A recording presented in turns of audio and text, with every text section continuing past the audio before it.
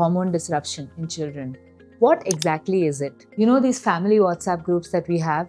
Well, hormone disruptions are kind of like that. What the immune system is learning is actually a mix of information and misinformation. Adult immune systems can handle some interference. Children's immune systems can't, and we should be more careful with what we put on our children.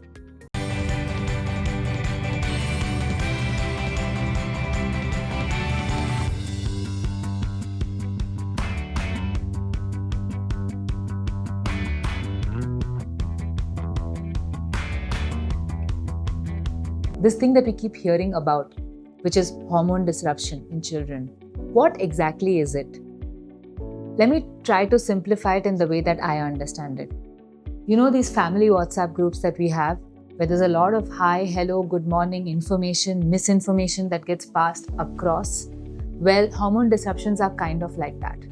Think of all of these messages flowing into your child.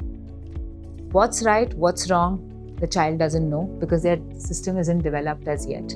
So what the immune system is learning is a mix of information and misinformation. And what it can do for the long run is that it can disrupt their growing and their hormones and their development over the long term. That's just the simple way of putting it. Some examples of hormone disruptors. Look for words like oxybenzone in sunscreen, phthalates in fragrances. All of these are going into your child's bloodstream and sending all the wrong signals for their development.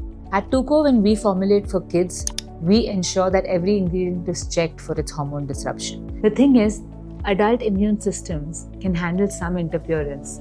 Children's immune systems can't. At Tuko, we formulate with that philosophy in mind. We don't add any hormone disruptors to our products. Any ingredients that can be remotely classified as a hormone disruptor, far, far away, don't even touch our formulations. I think nowadays, parents are getting more and more aware of hormone disruptors, especially in foods, whether it's GMO and so on and so forth.